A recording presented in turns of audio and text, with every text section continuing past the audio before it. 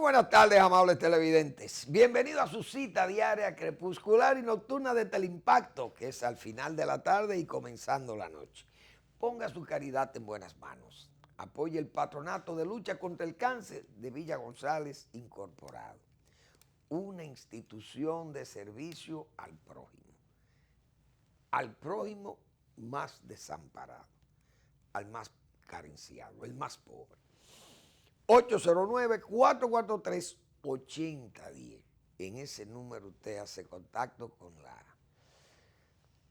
las personas que están al frente de la institución y pueden abundar un poco más cómo facilitarle las cosas a usted para apoyarle. 809-443-8010. Bien, vamos a iniciar el programa con noticias buenas desde el punto de vista de los productores agropecuarios, porque son precios que uno, aunque van variando, pero le dan una idea a uno de cómo van las cosas. Y veo que el precio del cacao tiene $2.524 la tonelada. Y realmente, cuando uno ve ese precio, comparado con un precio de 1.800 que llegó el año pasado, los precios anduvieron muy mal, y al principio de año también, 1.800, menos de $2.000. Cuando uno ve 2.524, por lo menos estamos más conformes, porque desde luego vimos números de $3.000 la tonelada y hasta más hace un tiempo breve relativamente. Y uno quisiera que esos precios estén a lo mejor, pero también hay que entender que los consumidores también sufren mucho con eso. Pero los productores, el sacrificio es mayor. Producir es mayor que consumir o que buscarse el dinero por otro lado, por otra actividad que ningún trabajo es suave ni bueno. Pero hay gente que se ganan, diríamos, el dinero con el sudor de su frente, muy sudado. Y otro con el zumo de sus sesos, con su materia gris, como dicen. Pero realmente son precios que estimulan a que los productores pues mantengan el negocio. El azúcar, 12.34, y es un precio muy bueno también, 12.34 la libra. Café, 102.50. Ese es un precio que puede mejorar más, pero un precio de más de $100, pues no es el mejor, porque uno sabe que el café ha tenido muchos problemas.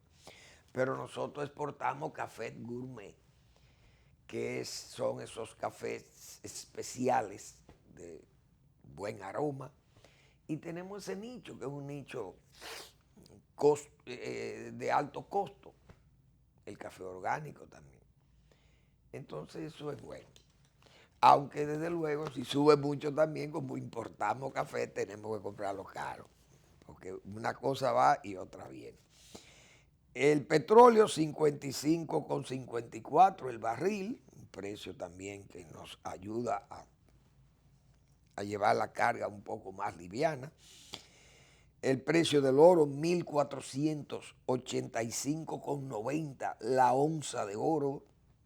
Eso es muy buen precio también. Diríamos casi $1.500 una onza de oro. Es un precio extraordinariamente bueno.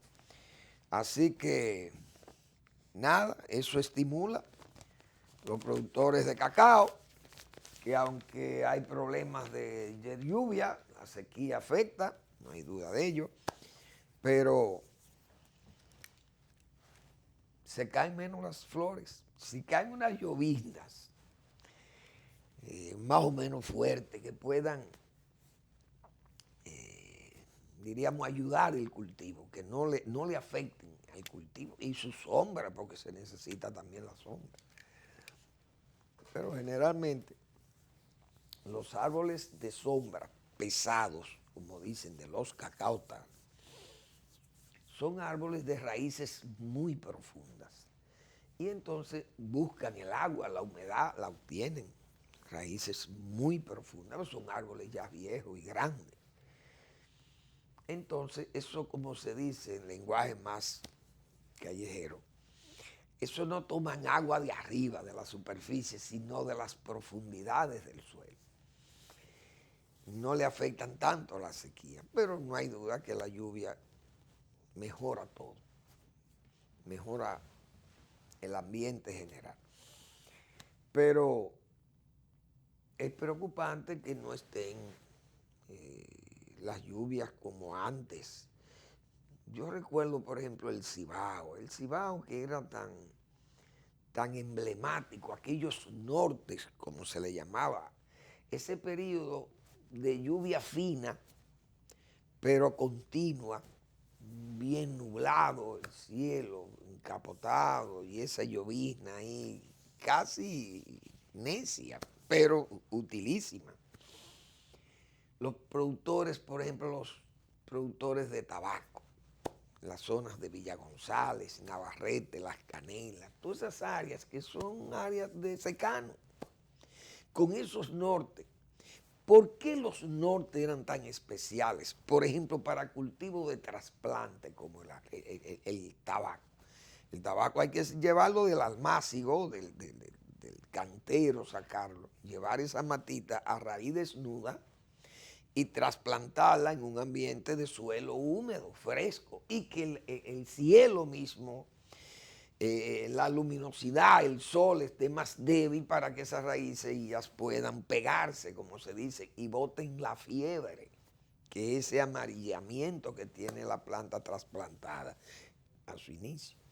Pero ya eso no se ve en esos nortes, como dicen los productores, no vemos esos nortes tan importante para el trasplante de ese cultivo del tabaco. Entonces, si no hay abundantes lluvias, también los acuíferos se agotan y hasta el riego asistido también se escasea, se pone difícil. Hoy vi una noticia que me agradó del INDRI que dice que en la zona del Cibao Central, el Cibao, la parte norte y central, que hay garantía de que habrá agua. La cosecha de arroz, se está haciendo ya la cosecha de invierno, se están cosechando áreas, perdón, pero el INDI dice que garantiza el agua de las presas y de los, diríamos, de los ríos donde se alimentan los canales de riego también. Ojalá sea así.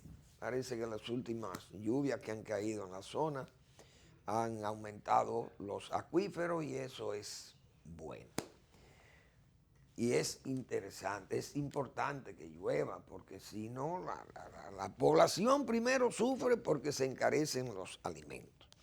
Los productores sufren porque entonces no tienen los rendimientos esperados.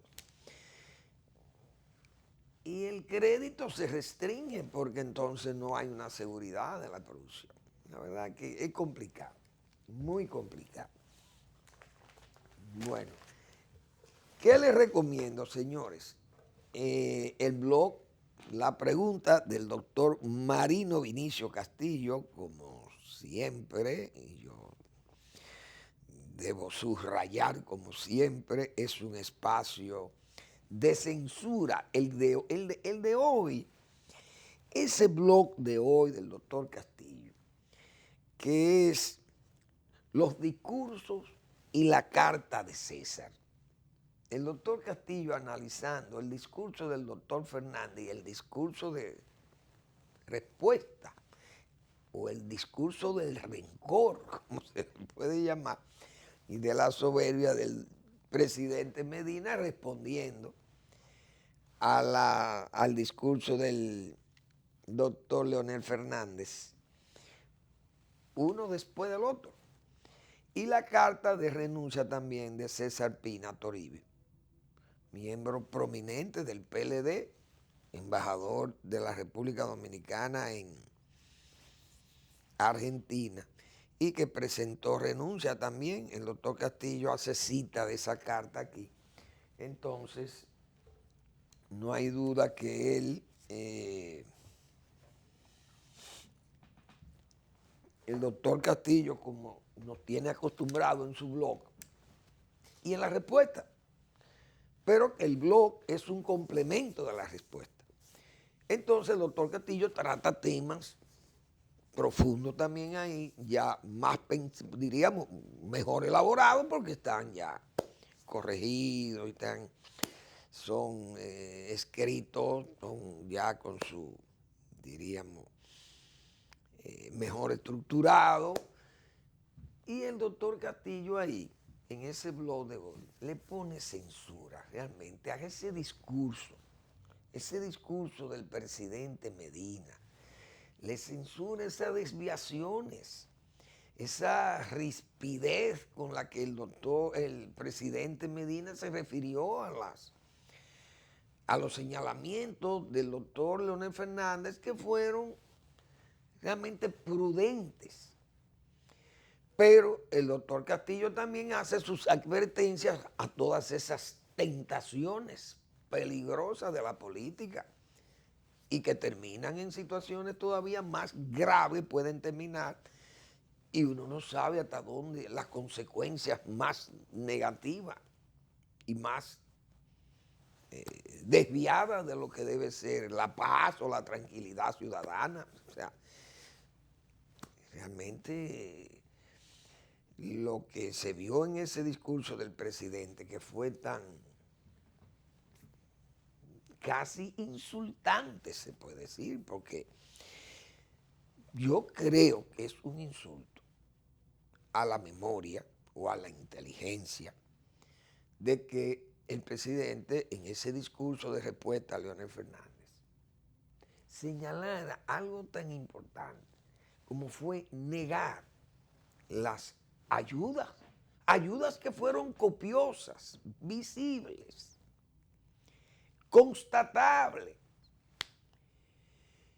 que no hubiera sido posible para el presidente Medina superar a su adversario Hipólito Mejía en el 2, un hombre que estaba por delante y que los números no mienten, ni las fotos que están ahí de los periódicos, esos titulares de primera página de aquellas encuestas Gallup, principalmente las Gallup, que dieron en tantas oportunidades esas mediciones, ponían a Hipólito Mejía a distancias siderales del presidente, del que hoy es presidente Medina. Sin embargo, el presidente Medina negó esas cosas. El doctor Castillo también señala, tiene sus censuras, vamos a llamarle así, sobre esas negaciones del presidente, que yo también, porque la verdad es que uno que participó, porque cuánta gente participamos en esa campaña del 12 para que el presidente Medina fuera presidente. Y que usted de un plumazo venga y borre toda esa colaboración desinteresada, porque nadie le ha pasado factura al gobierno de esas cosas. Yo, por lo menos, uno no le ha pasado factura. Pero yo recuerdo, por ejemplo, una cena que hizo un amigo. Y en esa cena yo me acuerdo, a mí me dijeron, Fermín, tú tienes que invitar 2 personas, que tú hagas llegar 2 personas que van a colaborar con X. Señores, y esa gente fueron. Y en esa cena se recaudaron 14 millones de pesos. ¿Para quién? Para la candidatura del presidente Medina. O sea, así hubo innumerables actividades, muchísimas. ¿Y quién no hizo todo? Muchísimas cosas se hicieron para que el presidente estuviera allí. Pero no puede venir de un plumazo y negar. Solo yo he sido el arquitecto de mis triunfos. Es decir, no necesita, nadie me ha ayudado. Esas cosas fueron realmente terribles. Desde el punto de vista de la palabra del presidente, el sentimiento del presidente, el agradecimiento, la gratitud, realmente esas cosas. Entonces, en ese blog del doctor Marino Vinicio Castillo, hace unas advertencias, hace unos señalamientos y una introducción, diríamos, que varias veces ha tenido que explicarla sobre las advertencias que él hiciera a esos liderazgos mayores del PLD para que no cayeran en la tragedia en que han caído ahora en esa división que fue tan advertida por el doctor Marino Vinicio Castillo con tanto tiempo. Pero terminó en eso, en una verdadera catástrofe. Y hoy el partido, entonces, tiene un desgaje. El Partido de la Liberación Dominicana se ha quedado. Ayer decíamos que era una suerte de patronal, como si fuera el patrono, el presidente Medina, y los demás son como obreros, empleados, trabajadores de él. Entonces, en ese ambiente, se ve como una pedanía. Vamos, eso es una pedanía. Yo creo que esa es la palabra que más le cabe. El PLD se ha convertido en una especie de pedanía del presidente Medina. Porque hay una actitud supremacista, decíamos ayer. Una actitud de que, bueno, lo que diga el presidente es lo que va. Y bien, porque antes de la partida de Leonel Fernández, por lo menos había que compartir esas cosas, o por lo menos señalarlas. Pero fue tan evidente ahora, con la introducción de nuevas gentes allí. Y realmente esas cosas, ya la gente le perdió, ¿qué le digo? Fíjense que ahí se reunió ese comité político, ya no tiene aquellas expectativas que se creaban. O sea, ya eso cayó, porque incluso la misma se ha autodescalificado el propio órgano, que fue tan, diríamos, tan riguroso para su selección de sus miembros. O sea, gente con una militancia ya larga, fundadores, la mayoría del Partido de la Liberación Dominicana, y gente ya con currículos vital y políticos ahí, en ese partido. Pero ya ahí, como está ahora, son amistades íntimas, los más sentidos e íntimos amigos del presidente, son los que van a formar parte de esas cosas. Bueno, chocan todavía que doña Margarita esté ahí muy sonriente con la gente que ha sido tan hostil con su marido. Uno no sabe, porque hay cosas que son tan íntimas que uno no la puede saber. Pero también desde el punto de vista político, uno no sabe si hace un papel de cabeza de playa allí. Qué sé yo, tal vez el mismo presidente Leonel Fernández, quédate ahí, Margarita, por lo menos para tener un termómetro de lo que pasa ahí. Porque ella duerme con su marido, entonces imagínense ustedes, ¿a quién le cuenta uno? A la almohada le cuenta uno cualquier cosa, o a la mujer. Usted le va a contar cosas de su, diríamos, alta discrecionalidad, pero uno no sabe. Honestamente sería ponerse uno aquí a aventurar y hacer especulaciones que no caben. De todas formas, están ahí. Hay algunos, gente también de sentidísima amistad del presidente Fernández, que se ha quedado ahí. Uno no sabe. Ahora, Temístocle Montaz, que ha mostrado un temor ahora, el temor de Temo, porque ahora Leonel Fernández, que yo decía ayer, señores, fue echado de ese partido porque era empujándolo, que iban linchándolo. Yo hice una recopilación, no una recopilación, sino un listado de todas las instancias de las cuales en ese partido Leonel Fernández fue vapuleado por la fuerza del Estado. Y ante un cerco como ese, pues a usted no le queda más remedio que irse. Pero entonces el malo es la víctima. Algo increíble. Pero decía yo el día pasado que habrá que recordar el poema de Manuel del Cabral. Mientras más hunden el ataúd, más sube el muerto. ¿Qué ha pasado? Decíamos ayer también, bueno, ha habido una especie de movilización ciudadana favorable a Leonel Fernández que ha ido creando una suerte de campo de fuerzas. Ahora se ve el campo de fuerzas. Ahora se ve el imán, cómo actúa el imán, el hombre imán. Cómo el hombre imán ala, une. Y fíjense cómo ha cambiado el panorama opositor contra el gobierno. Minimizaban a Leonel Fernández, se fue y no se lleva a nadie, pero resulta que hay una recomposición de la oposición.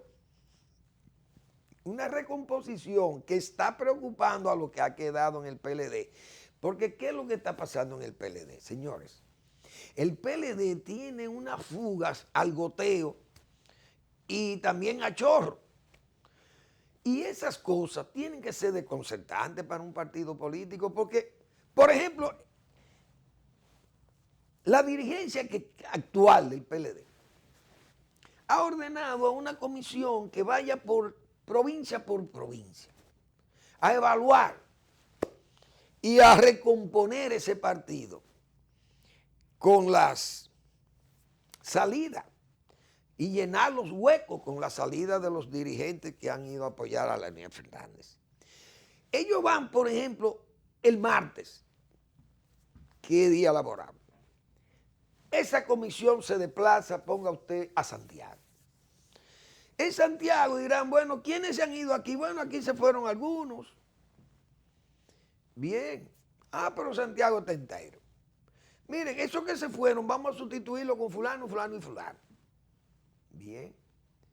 Pero es que regresando para acá, pues vienen, se van 30.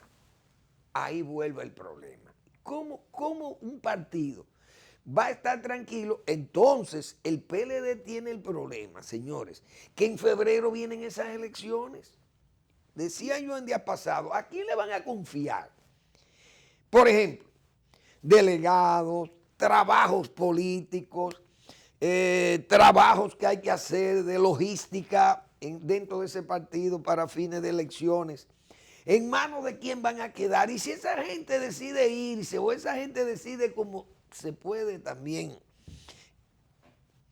se podría decir, aunque sea un poco indecente decirlo, y si esa gente decide traicionar esa confianza que ponga el danilismo en ellos, pero esa gente pensando que es gente que está todavía ahí, que está en el partido, que es miembro de un comité de estos intermedios, pero esa gente se va mañana y ya se va con informaciones o se va con decisiones o recursos, etcétera, etcétera. Uno no sabe, pero esas cosas van a mantener ese partido en una total desconcentración, es lo que yo quiero decir.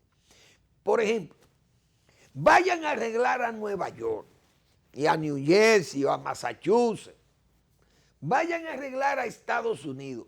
Ahí hay más de 400 dirigentes intermedios y jefes del comité central que están presentando renuncias. ¿Y cómo van a ir a llenar esas vacantes de aquí a febrero? Con otro viaje que salga por ahí, los de España, y salen los de allí, los de allá, los de acullá, y los de Mao, y los de Montecristi, y salen los de Barahona, y van saliendo gente de San Juan, y salen de allá.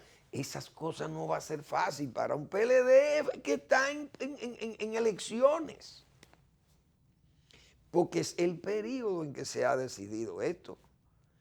Juan Bosch formó el PLD en el 73. Diciembre del 73, más o menos en la misma situación que está pasando este cisma, el PLD. Este cisma que pasó el PRD en el 73. Entonces, ya yo expliqué ayer, Juan Bosch no es Leonel Fernández. Entonces, con Leonel Fernández hay vocación de poder, que el PRD ya que manejaba Peña Gómez tenía vocación de poder. No es de don Juan, como yo decía ayer.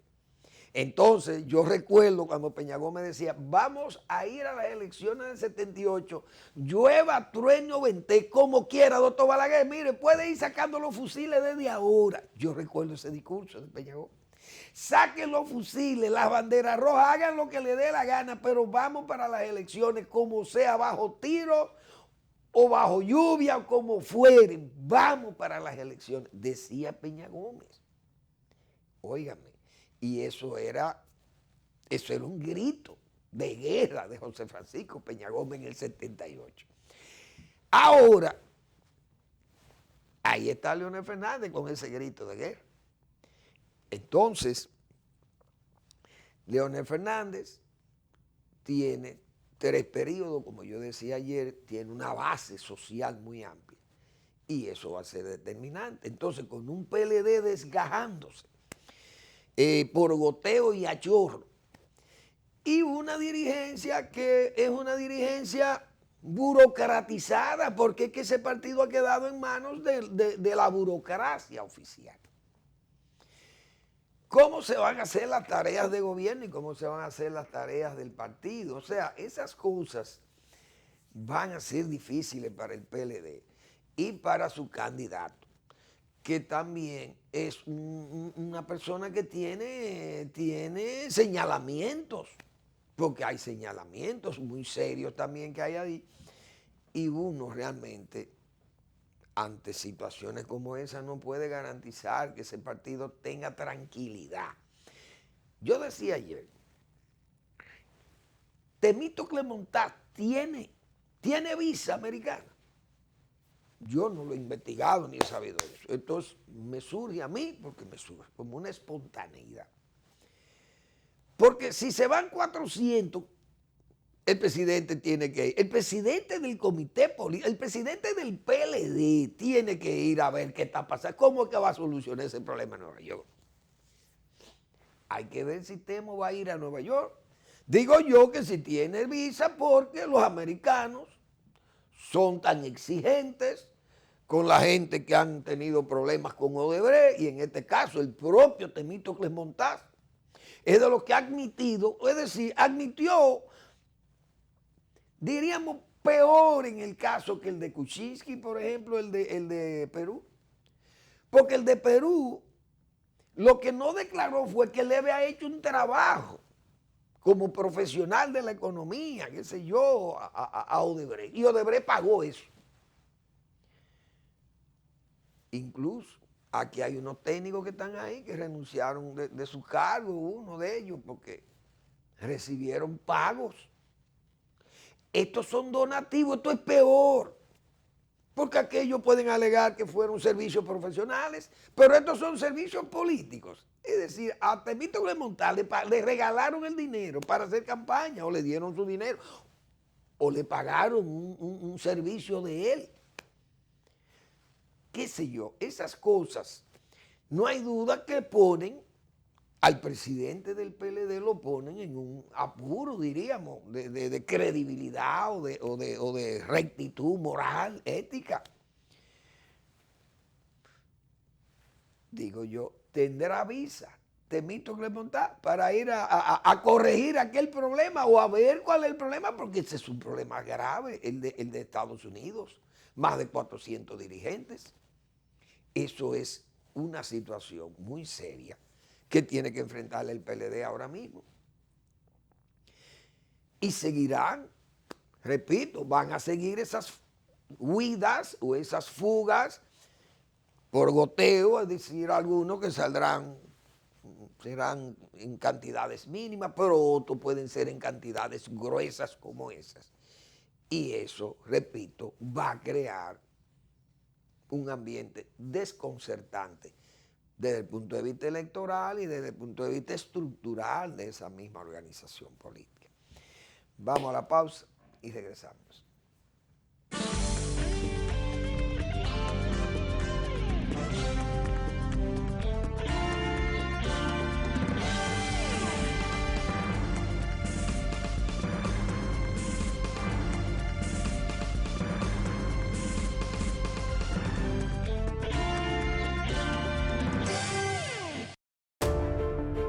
De lunes a viernes, de 8 a 9 de la noche, A Ganar. Órgano de difusión de la Gran Alianza Nacional Renovadora. Ganar. Todas las personas que de alguna manera. Con Lindsay Casahara, Juárez Castillo, Nanfi Rodríguez y José Gregorio Cabrera. A Ganar. Por Teleimpacto. Canal 22 de Altiz, 52 de Aster y Claro. El Banco Central hace política monetaria. Para ello, utiliza la tasa de política monetaria, buscando incidir en las tasas de interés a que los bancos captan ahorros y prestan para el consumo de los hogares y la inversión de las empresas. El objetivo de la política monetaria es mantener la inflación en torno a una meta definida por el Banco Central, logrando la estabilidad de precios y contribuyendo a crear las condiciones para un crecimiento económico sostenido. Banco Central de la República Dominicana, por la estabilidad y el crecimiento.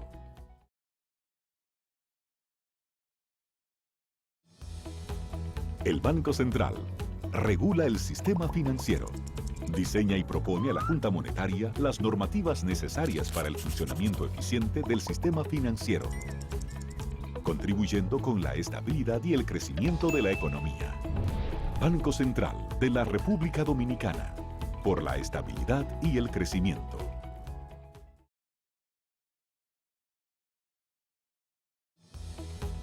El Banco Central es responsable del buen funcionamiento del sistema de pagos. Vigila a las entidades emisoras de instrumentos de pago para que las personas y empresas puedan realizar sus transacciones con cheques y transferencias de fondos con rapidez y seguridad. Banco Central de la República Dominicana, por la estabilidad y el crecimiento.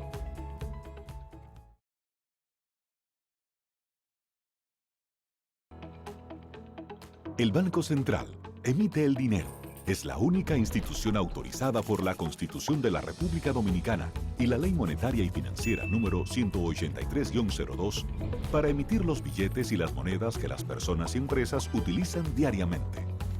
Diseña los billetes y las monedas, contrata su fabricación mediante licitación pública internacional y los pone en circulación, cuidando que la cantidad existente en la economía se corresponda con la demanda real de estos medios de pago.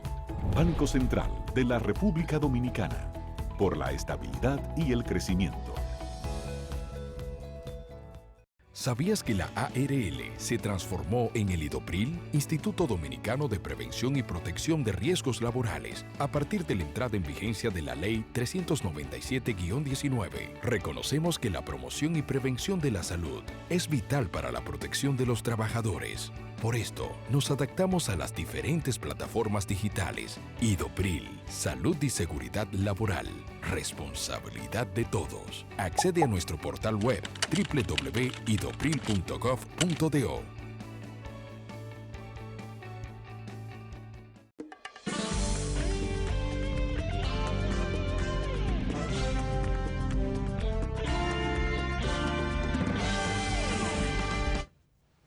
Bueno, hay que seguir con el tema, porque el tema político va a seguir siendo un tema de interés en todos estos meses. Yo sé que habrá una parada obligada en diciembre, porque es un mes de distracciones, de parrandas, de fiestas. Y la gente se distancia un poco de lo político y de la cotidianidad política. Pero en febrero tenemos elecciones. No hay duda que enero también será un mes movido y será distinto a los meses anteriores de otras épocas donde no ha habido elecciones para la fecha. Ahora, anoche volvió a presentarse una situación en el estadio Quiqueya. Además del muchacho, ahora se ha solidarizado muchísimos jóvenes con el joven aquel que fue víctima del tránquenlo, que uno entendía que ya esa cosa en este nuevo código, eso es lo que decían los abogados del nuevo código, los que han defendido ese código procesal penal, bueno, que eso es lo mejor, que ya se acabó el tránquenlo en este país, pero siguen todos estos energúmenos funcionarios y militares y policías que utilizan el trángelo porque ellos son jefes y tú eres un jefe y tienes un uniforme, actúa como jefe. Trancaron el muchacho. Ya anoche hubo un grupo solidario con el muchacho que salieron con un Camacho corrupto, refiriéndose a Radamés Camacho, el presidente prepotentísimo, porque usted lo ven ahora, ahora usted lo ven enzarzándose de que él es un hombre humilde, de que yo fui víctima de un abuso por esa persona, qué sé yo, como si fuera una agresión física. Ok, una agresión verbal es una agresión, no hay duda de ello, pero hay mecanismos para usted responder a una agresión verbal. Bueno, mire, ese señor me está insultando, yo le voy a presentar una formal querella porque él me está insultando a mí en forma gratuita, yo no le he hecho nada a ese caballero y él me está insultando. Bueno, eso es válido. Ahora el tránquenlo o medidas de fuerza con un guardaespaldas y una cosa de eso. Bien, ya eso es, como le digo, una bujía, eso es una luz incandescente o una luz, diríamos, no que ilumina, no, es una luz caliente ya, caliente. El gobierno, algunos funcionarios del gobierno, que yo le he criticado el adanismo que tiene, el mejor gobierno de la historia del país. He oído, por ejemplo, a Gonzalo Castillo, le he oído decir esas expresiones, incluso llamó al presidente el benefactor de la patria, porque no le iba a decir benefactor de mi grupo o de mi persona, benefactor de nosotros, del grupito íntimo y de sentida amistad de él. No lo dijo así, el benefactor de la patria. Un término que dábamos por olvidado, más para el olvido. Ese es un término más para el olvido que para tenerlo aquí vigente, porque eso fue una loa a favor del dictador Rafael Trujillo. Entonces, se ha llegado al extremo de que este es el mejor gobierno de la historia. Se ha dicho a sí mismo, cosa que yo muchas veces he criticado aquí, diciendo que eso es pecar de adanismo, de ser los primeros, de ser los mejores, bueno, el primer hombre, Adán.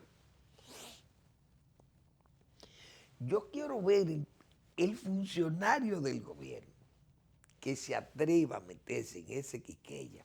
Yo creo que hasta en cualquiera de los estadios, el funcionario que llegue, funcionario de nivel, que esté cerca del presidente y que llegue a esos estadios, es un peligro público usted acercarse a una masa de gente que venga y le abuchee.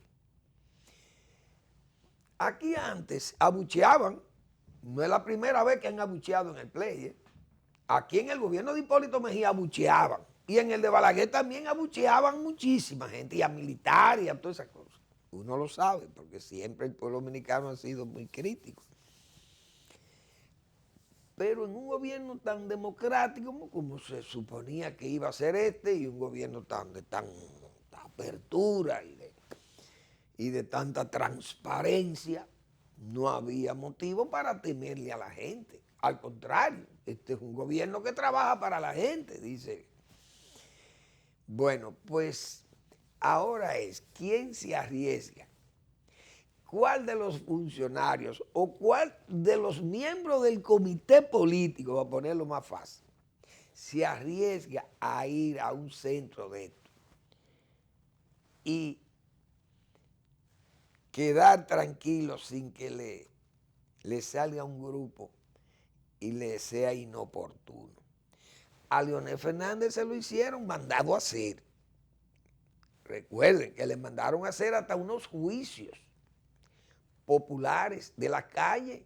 Ahí en La Lira le llegaron a hacer unos juicios a Leonel Fernández dentro de aquel ambiente que se preparó de desacreditar o desacralizar, que era lo que querían. Bueno, hay que desacralizar este Dios vivo que Leonel Fernández, porque si no, ¿cómo nosotros vamos a poder ejercer el poder con este hombre haciéndonos sombra por doquiera? Tenemos que destruirlo. Bueno, pues se aplicó el quirinazo.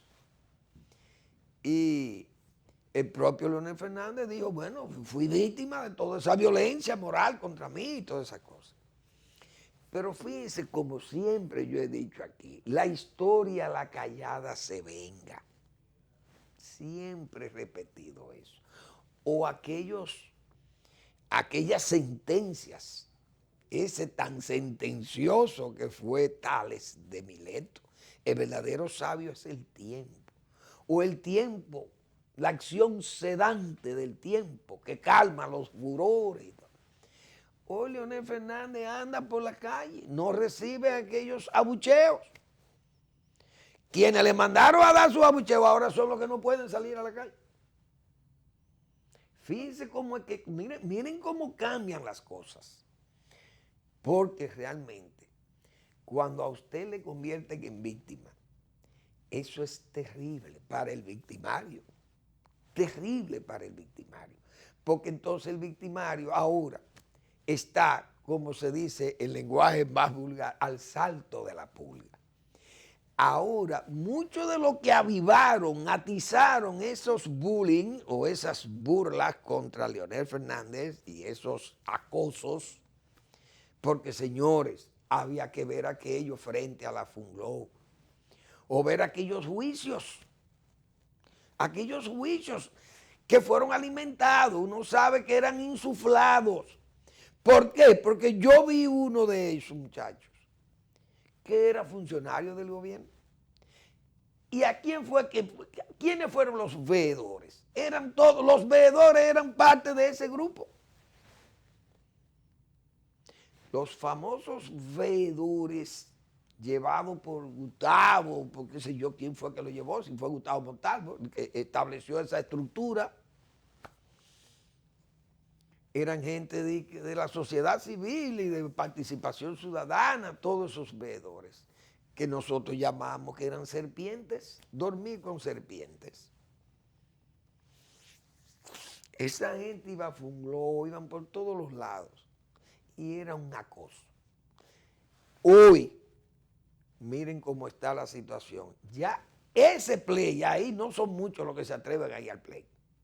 Y sería bueno que vayan, para ver qué va a pasar y someterse a esas pruebas durísimas de la política en este país y del gobierno, de gobernar, de ejercer el poder, porque el poder, como decía Lord Emery Acton, el poder corrompe y el poder absoluto corrompe absolutamente.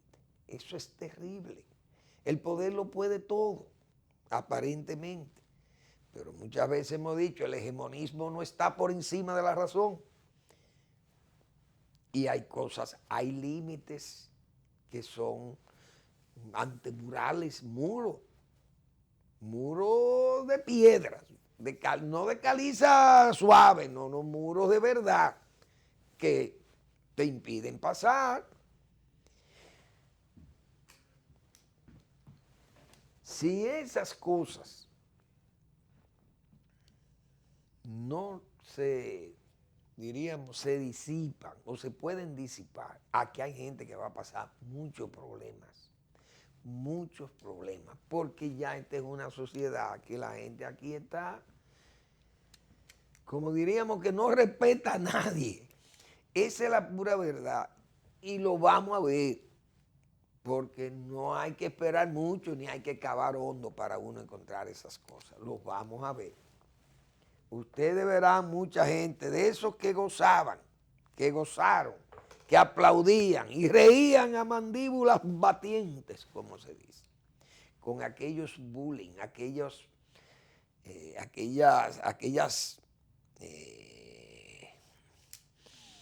asociaciones de supuestos ciudadanos exigentes de la transparencia y de todo aquello contra Leonel Fernández. Vi una renuncia o una supuesta renuncia, pretensa renuncia, porque parece que se quiere seguir con esa estratagema de cómo hacer las cosas, hacer ver las cosas más negativas dentro de la estrategia que se ha trazado el doctor Leonel Fernández. Vi una noticia, renuncian dirigentes del PRM disgustados con la política de acercamiento o de cercanía que tiene el PRM con Leonel Fernández. Esos dirigentes del PRM que supuestamente renuncian, pero no hay nombre. ¿Quiénes fueron? Porque es bueno que digan quiénes son los nombres, porque ¿a qué responde eso? A la misma estrategia de los del PTD. Un grupo del PTD que se declaró contrario a que ese partido se entregara a la fuerza del pueblo. Pero al mismo tiempo mandaban a votar por Gonzalo Castillo. O sea, fue tan evidente aquello que uno pues le da risa, por no decir frustratorio, viendo esas cosas tan elementales de la mala política. Porque esa cosa no se la cree. ¿Qué credibilidad tiene esa gente? Entonces, parece que se sigue con esto ahora para el PRM, como una forma de ir creando ambientes a base de fake news, crear malos ambientes a esa cercanía que hay ahora entre el leonelismo y el PRM. O juntos podemos a ganar, o ganar, que es un movimiento unitario de esa alianza, y que esa alianza se mantiene en conversaciones con el PRM como oposición formal ya contra el gobierno. Entonces, se están creando, parece, esas bolas o rumores con fines de tratar de obstruir ese camino, ponerle troncos y espinas, ramas y espinas en el camino y tratar de obstruir o de eso, ponerle trabas. Porque no dan nombre. ¿Quiénes fueron los que se fueron? Miren, fulano y fulano de tal, dirigente del PRM, de la zona tal, de la circunscripción tal, de la provincia tal, en respuesta a esas iniciativas que nosotros no las saludamos y nos oponemos, por tanto, como no nos han hecho caso ante la crítica, nos vamos de este partido, responsablemente fulano. Pero usted tiene que dar nombre. Por una noticia servida así, todo el mundo sabe que eso es fake news, noticia falsa. Bueno, hay que felicitar a la policía si es que esta noticia responde a la verdad, que no hay por qué negarla, y el Nacional es un periódico muy serio. Firma de Estados Unidos no halló nuevas evidencias en el atentado a Ortiz. Ex pelotero dice, indagatoria privada del ex jefe policial de Boston coincide con la realizada en República Dominicana de que atentado no estaba dirigido en su contra.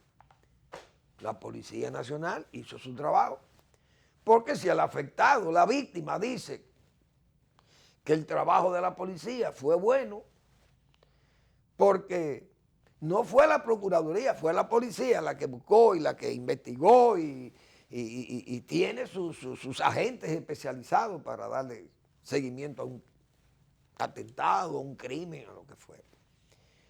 Entonces eso es un crédito a la Policía Nacional, que yo siempre he creído que la Policía Dominicana es mejor que el Mossad de Israel, he dicho yo muchas veces aquí. ¿Por qué?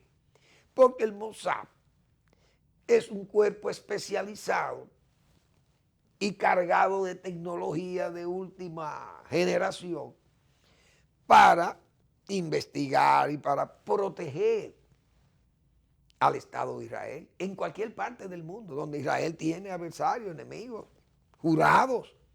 Y el Mossad tiene la misión de cuidar a los israelíes, no solo el Estado de Israel allá, sino sus pertenencias, sus agencias, sus embajadas, sus consulados, etc. Los intereses israelíes, por ejemplo, su línea aérea, que vuela a todos los aeropuertos de Europa y del mundo, y el Mossad es que cuida de todo eso de Israel.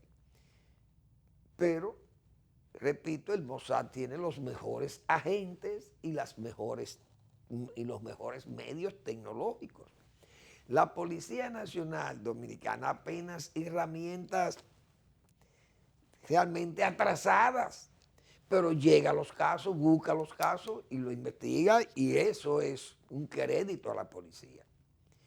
Que el propio David Ortiz reconociera, y los agentes que él pagó privados de los Estados Unidos, que incluso también con el caso aquella de las autopsias a los turistas, también yo creo que es un logro para el país que esas agencias norteamericanas tan exigentes y que entienden que ellos son los que más saben y los que tienen la mayor posibilidad de que las cosas se investiguen mejor porque hay más transparencia, menos corrupción, mejor tecnología, y que nosotros somos una especie de sociedad selvática, pues que hagamos estudios criminológicos acertados y que sean creíbles por las agencias más especializadas de los Estados Unidos, habla muy bien. Yo creo que hay que felicitar a las autoridades en ese